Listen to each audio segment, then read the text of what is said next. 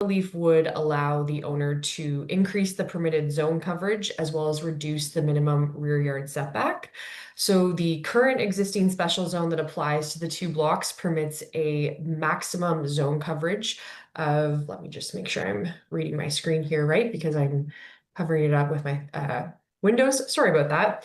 So it permits a maximum zone coverage of 50% and a minimum rear yard setback of 7.5 acres.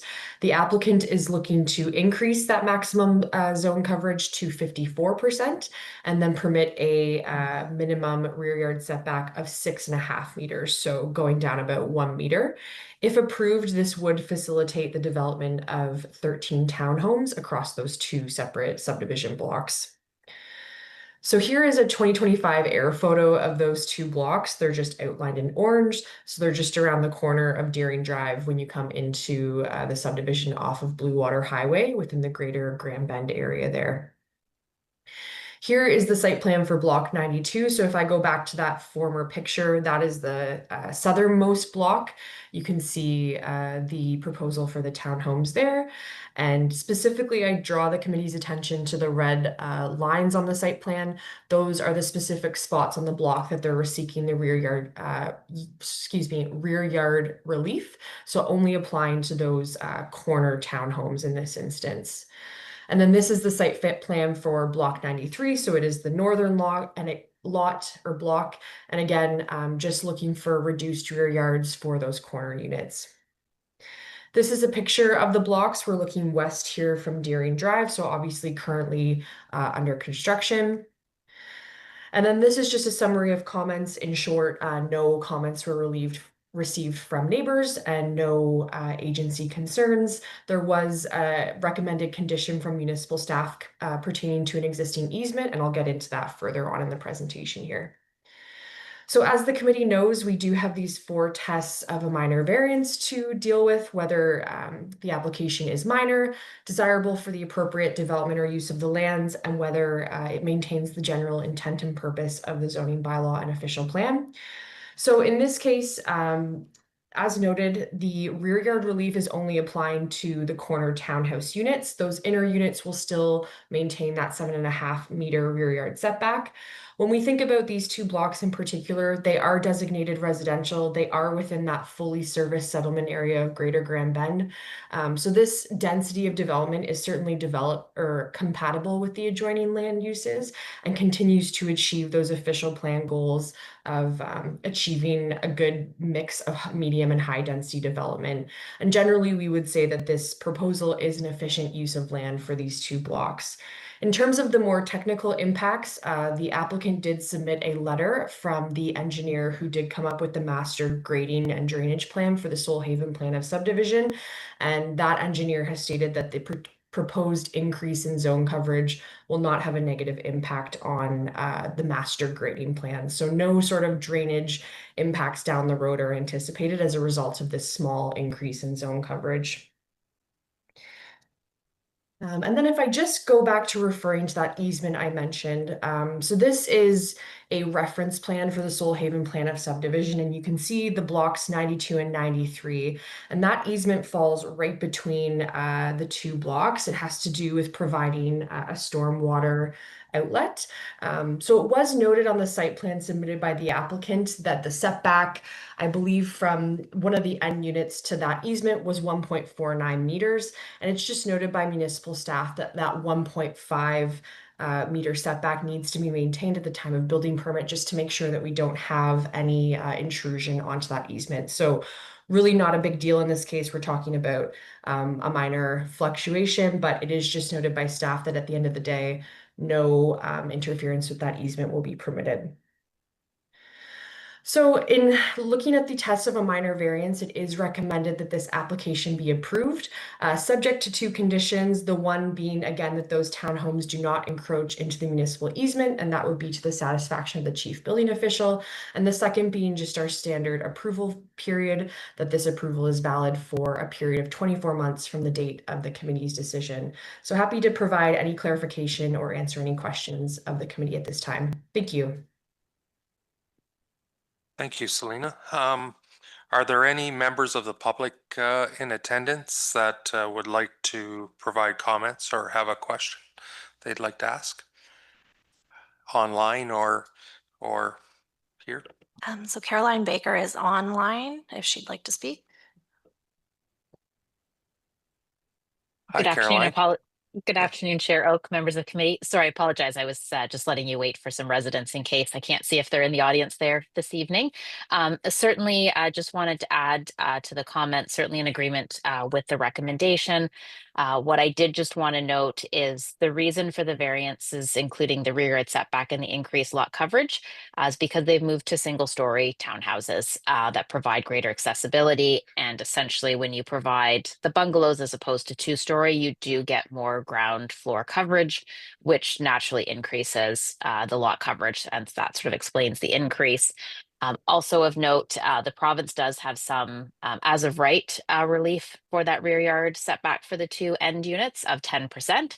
So 7.5 meters is required. The 10% reduction would bring it down to 6.75. And so they're just asking for a minor reduction down to 6.4 on those two end units, but certainly in agreement with staff's comments.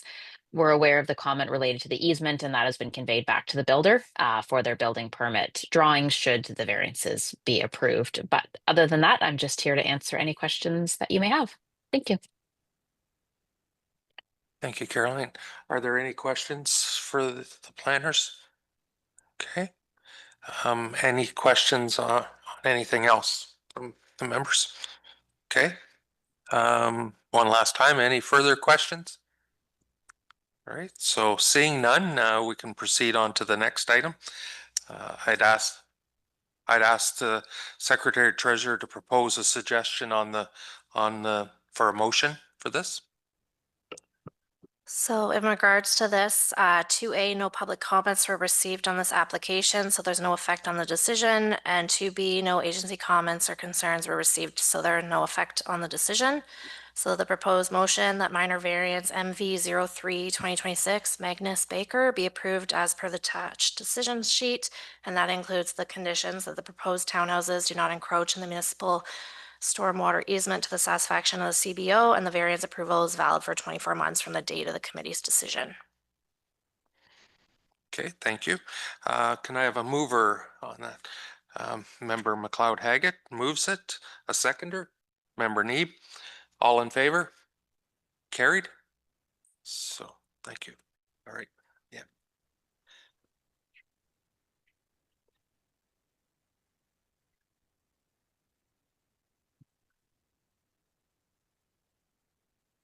So next on the agenda is minor variance D13 MV05 26. Darling?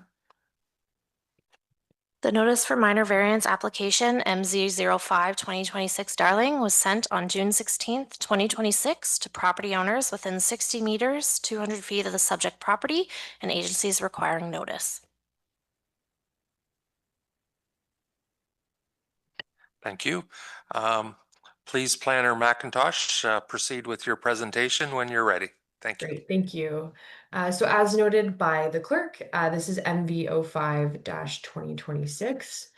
The subject property is located at 399 Pride Boulevard in Exeter, and the owner and applicant is Rebecca Darling. So the applicant is seeking relief from Section 324 of the South Huron zoning bylaw, and that is the section that regulates the yard setbacks for accessory structures. Specifically, that section indicates that accessory structures cannot have an interior side yard or rear yard less than 1.5 meters. In this case, the applicant has an existing accessory structure that she is renovating to bring into compliance with the Ontario Building Code. Part of those renovations will include revising specifically the interior side yard setback from that which exists today. And after those renovations, it is anticipated that she will have a 0.6 meter setback to that north property line. So she is seeking relief to permit that 0.6 meter setback. So here's the subject property. There is an arrow on the screen here showing kind of where the location of this accessory building is that's under renovation.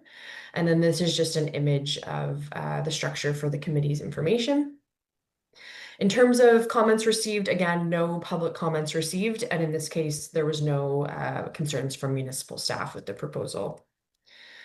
So in terms of the 4 tests of a minor variance, being whether it's minor, desirable for the appropriate development of the land, and whether it maintains the general intent and purpose of the zoning bylaw and official plan.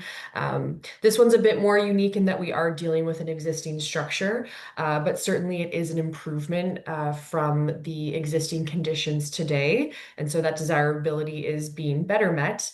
The subject property is designated residential and it's zoned R1 or low density residential. So this type of structure currently or certainly is a permitted accessory structure subject to those zoning provisions. I think what's relevant here too, if I go back to the picture of the structure itself, is the existing landscaping that we're dealing with. There are quite large hedges on the neighbor's property that effectively reduces any negative impacts to those neighbors as a result of the reduced setback. The committee may also be able to tell that there is a north gutter on the north side of that structure. So when we're thinking about the reduced setback, that gutter is certainly going to help ensure that there's no or less water flowing from potential runoff from the structure onto that neighboring property. So 2 pieces of context that are certainly helpful to considering to permit this reduction.